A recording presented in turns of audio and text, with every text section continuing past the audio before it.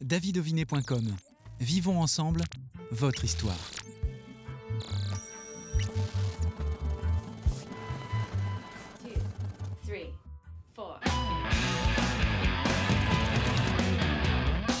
Bonjour à toutes et tous, bienvenue dans Backstage. Aujourd'hui, nous allons célébrer un anniversaire. Nous allons célébrer les 20 ans de la Batucada, les toqués de samba.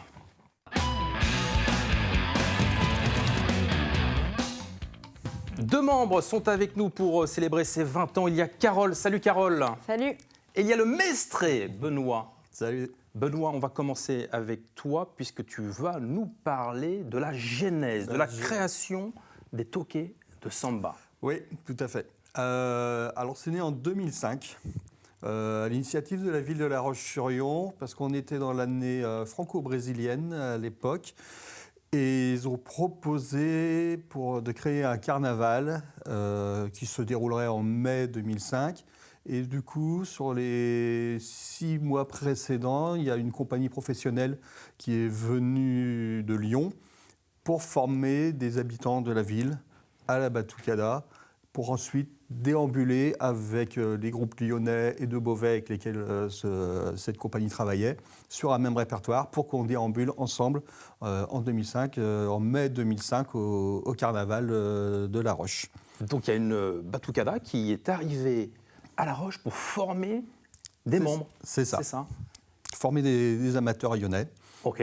Et ils nous ont appris à nous servir des instruments, des divers instruments. La ville avait acheté, ça allait avec le projet, avait acheté les instruments nécessaires.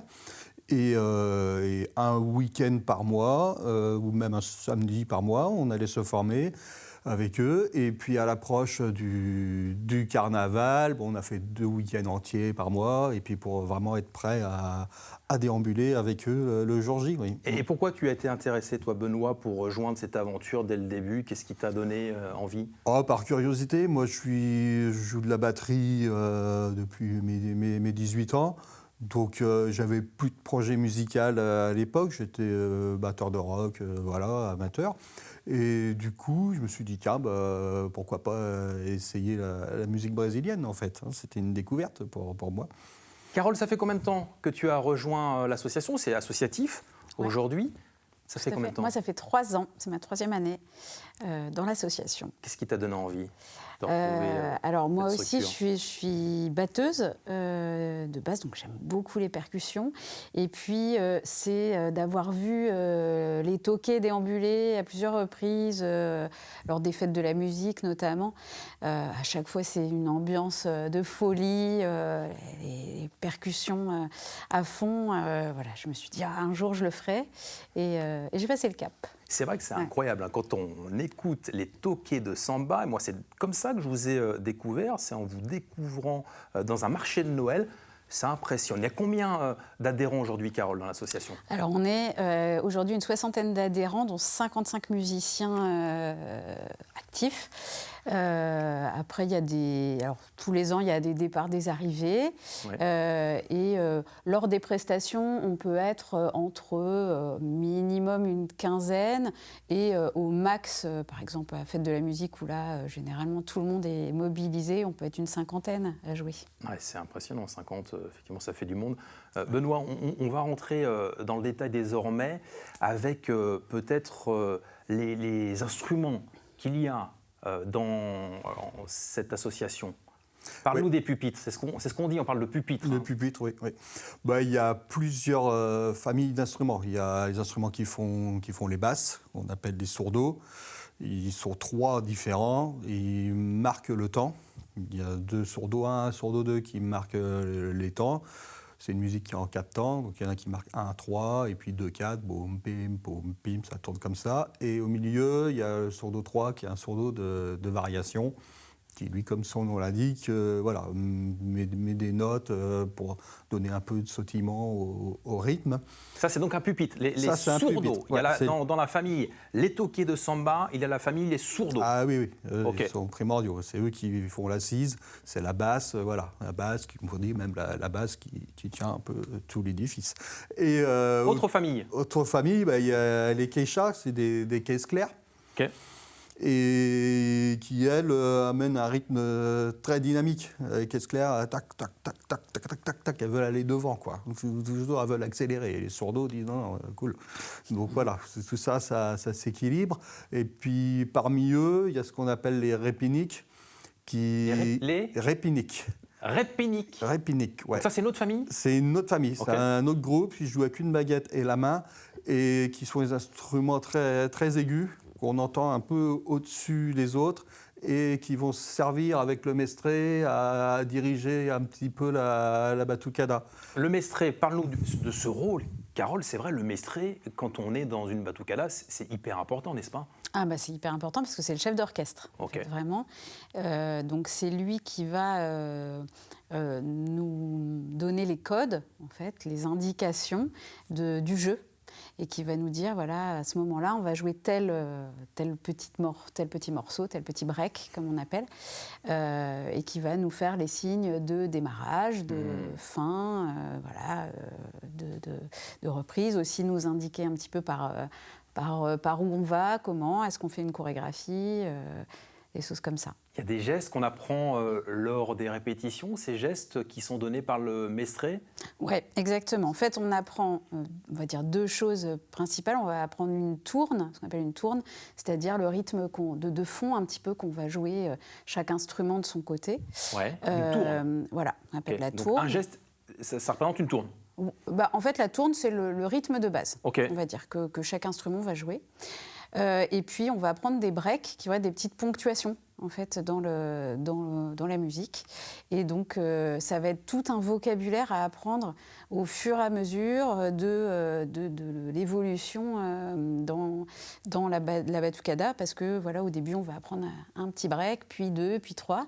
Et tant qu'on n'a pas tout le vocabulaire, on n'est pas capable de suivre toute une déambulation, par exemple. Oui, c'est ça. C'est un vrai jargon à part entière, une batucada. Ouais. Benoît, je t'ai coupé. On parlait donc des familles. On n'a pas fait toutes les familles encore, des pupitres. Non. Alors là, on a fait les sourds, les caisses claires, les répiniques, qui sont aussi des instruments un peu solistes. On a des systèmes de questions-réponses, qui va faire une phrase et la batuque va répondre, une autre, et puis voilà. C'est des questions-réponses comme ça, qui marchent beaucoup. Ils appellent ça au Brésil la cochina, c'est la cuisine. Donc, D'accord. les grosses gamelles, et c'est à eux qui installent la tourne. Voilà. Et puis ensuite, on a les tambourimes. Tambourimes, ce sont des petites percus comme ça, de 6 pouces, avec une baguette en plastique, et qui ont un son très très claquant, et qui, elles, vont faire on appelle ça des dessins, c'est-à-dire plein de petites phrases qui vont agrémenter, enrichir le rythme. Il faut savoir qu'au Brésil, les batucadas, ils appellent ça la bateria, en fait, tient le rythme que les musiciens, d'autres musiciens jouent avec cordes et chanteurs. Donc il y a une chanson, et puis la batterie fait le rythme. Et du coup, les tambourimes, ils ont toute une partie écrite qui correspond à la chanson, donc qui va accompagner les paroles et tout ça. Ils font tout ce dessin. Et ensuite, il y a les chocayos, donc c'est des instruments avec plein de petites cymbalettes qu'on secoue, qui sont aussi très puissants. Et moi, ce que j'adore faire, c'est de ne pas les faire jouer. Et pourquoi? Et les faire rentrer au bon moment. Ah, ok. Parce qu'ils vont mettre un coup de pêche et d'énergie au moment où ils rentrent. Les gens se disent... Toi, tu le mestré, Benoît. Oui. Et effectivement, quand tu parles de faire rentrer un pupitre à un moment donné pour apporter le rythme, c'est ce que tu expliques. Oui. Comment tu fais? Il y a un geste en particulier pour que ce pupitre-là démarre leur session? Oui, on a un geste par instrument. Ouais. Ah, il y a un geste par instrument. Oui. Là, on est 3 mestrés. Là, il y a Julien et Chloé, et on a un signe qui correspond à chaque instrument. D'accord. Et puis, je leur dis, vous jouez pas, ou alors attention, vous allez y aller. Je dis, hop, les caisses claires, les chocayos, les répiques, les sourdos, c'est ça. Et puis, voilà, je leur dis, j'ai un sifflet pour les interpeller. Ouais. C'est très important, le sifflet. Pap, je siffle. La batuque me regarde, je dis, attention, les sourdos, vous allez vous arrêter. Ok. On compte 4. paf, et il s'arrête. Et puis si Sordo, on y va, les chocailles, vous aussi à fond, et puis 1, 2, 3, 4, et il rentre, quoi, voilà. Et Ah ouais, on dirige la bateau comme ça. Je comprends. Ouais. Il y a d'autres familles encore, Benoît, on a fait l'ensemble. Et il reste les cloches à gogo. Les cloches à gogo. À gogo, c'est des cloches à 2 tons, Oui. ou même maintenant au Brésil, ils ont des cloches à 4 tons. Voilà, qui font les fameuses phrases Ça, c'est les cloches à gogo. Ouais. D'accord. Nous, on n'en a pas chez Tokyo et Samba. On a fait ce choix-là à une époque où, bon, ça vient le nombre d'adhérents, les nouveaux arrivants, et à une époque où on a un petit peu de mal à remplir tous les pupitres. Donc, on a supprimé un pupitre de manière à pouvoir avoir une batteria équilibrée. Parce que c'est important aussi l'équilibre. Nous, il nous faut, pour 5 sourds, il faut 15 caisses. Ouais. Donc si les gens se répartissaient un peu trop partout, on avait du mal à équilibrer. Donc on a supprimé la section à gogo. Et voilà, maintenant je pense qu'à 60, peut-être qu'on pourrait recréer, mais c'est aussi du travail. Plus il y a de sections, plus il y a de boulot pour le maîtrer, à apprendre à jouer, à orchestrer les choses. Donc après, c'est un choix artistique qu'on a fait. Au Brésil aussi, ils ont les cuicas. Qui déambulent. Donc ils ont une rangée de quickies et puis ça joue. Bon, c'est un instrument qui est encore plus technique que les autres à apprendre. Il y en a beaucoup d'instruments, j'ai l'impression. Est-ce que tu as utilisé le mot batteria? Oui. Carole, c'est quoi ce mot batteria? C'est pareil, c'est un synonyme de batucada? Oui, c'est ça, c'est la batterie en fait. Ouais. Hein, c'est des dénominations qu'on peut utiliser également pour la batucada. Là, je crois qu'on a fait le tour. Hein. Il y a encore des instruments? Au niveau des instruments, je pense qu'on a fait le tour. Eh bien, c'est le moment de vous écouter désormais.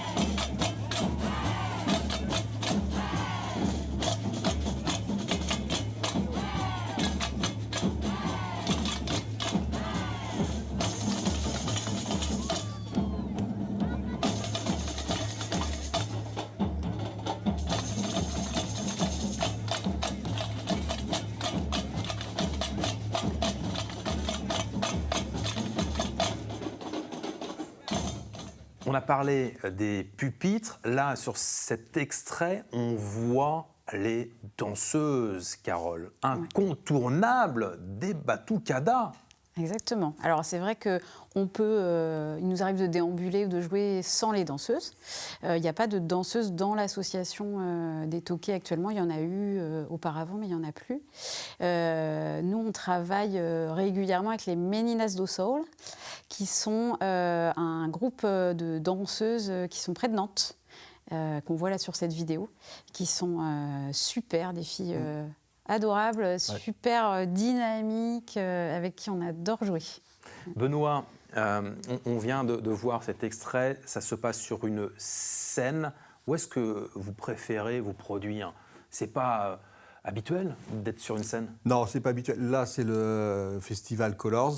Et dans le principe, c'est une déambulation. Donc nous, on est fait pour ça, on adore déambuler. La Batucada, c'est un groupe qui déambule. Et Colors propose un passage sur scène pour présenter, parce que c'est vrai que c'est un festival de danse. Donc les danseurs sont habitués à danser au plateau. Nous, on participe parce qu'on a les Méninas qui dansent avec nous. Et Colors, voilà, on aime bien, Espoir nous aime bien et nous aussi. Et voilà, nous, notre spécialité, c'est la déambulation et c'est le carnaval. Comme au Brésil, ils déambulent en carnaval. Vous avez vu, on a nos costumes, les danseuses, et puis on déambule et on est entre des chars. En Vendée, on connaît la mi-carême de Couex, où on a déjà joué plusieurs fois. Et voilà, ça, c'est notre lieu où on aime jouer. Enfin, on est fait pour le carnaval. Après, on fait beaucoup des animations commerciales aussi. On peut déambuler dans les centres-villes pour animer le centre-ville. Les sportifs nous aiment bien aussi parce qu'on donne un tempo et ça encourage les coureurs à démarrer. Donc, oui, ça, on s'adapte à tous les publics, à tous les endroits, mais on n'a pas un spectacle pour jouer sur une scène. Oui, c'est ça. Et encore moins dans une salle, parce qu'on est trop sonore.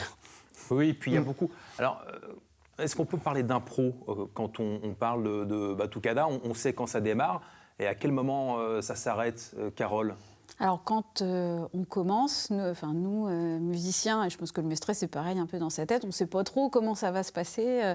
C'est-à-dire que voilà, on a notre tourne, on a les breaks, les phrases qu'on a dans la tête, et puis le Mestre, il va choisir au fil de l'eau de nous faire jouer telle ou telle partie, tel ou tel break, et donc on ne sait jamais quand ça finit.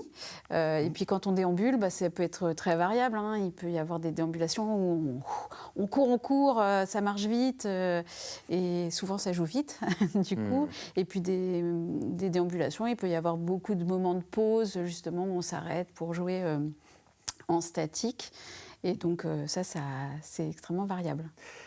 On va parler de la différence désormais entre bandas, fanfare et batucada. Benoît, en quelques mots.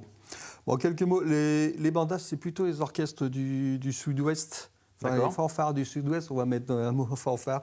Mais voilà, la banda, c'est sud-ouest, avec beaucoup de cuivre, une grosse caisse, et puis en caisse claire.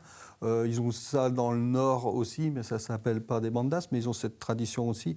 Des fanfares, c'est plus des fanfares harmonie, ou comme nous on croise souvent, par exemple, celle que je connais le mieux de Saint-Fulgent, où voilà, ils ont plus un uniforme, oui. Et puis ils sont bien cadrés, bien en rang. Moi j'étais jaloux d'eux, mais on n'arrive pas à être aussi bien cadrés eux. Et là où il va y avoir un pupitre avec xylophone, des tambours, des grosses caisses, trompettes, trombones, voilà, et la batucada, les baterias, qui sont exclusivement percussives.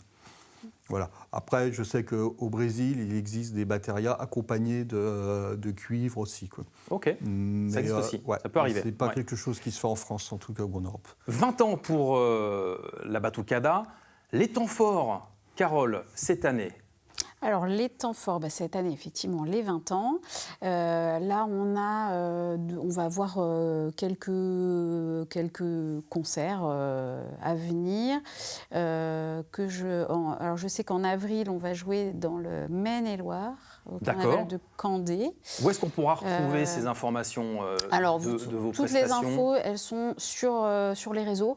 Oui. Facebook, Insta, au fil de l'eau, et puis généralement, voilà, on a un petit calendrier qui est alimenté, et puis quelques temps avant les prestations, on a un petit rappel. Donc Candé en avril, je crois le triathlon lyonnais au mois de mai. Okay. Au mois de juin, la fête de la musique, ça c'est incontournable. La fête des Méninas aussi, de nos collègues danseuses aussi au mois de juin. Et puis on est en attente de quelques autres dates à venir également. Et le jubilé aussi. Et le jubilé, voilà, les 20 ans. Mestre, voilà. De Benoît. Les 20 ans de l'assaut. Et puis Benoît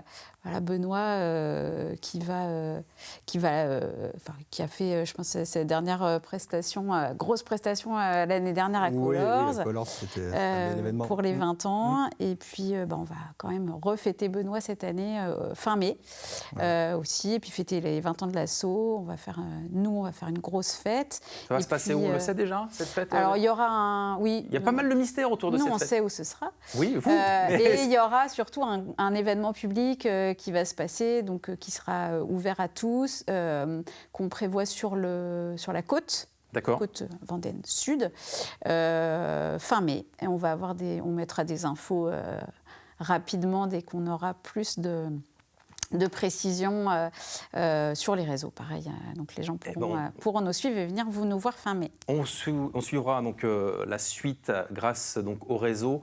Merci d'être venu. Merci de nous avoir suivis. Puis on se retrouve pour un nouvel épisode prochainement sur TV Vendée.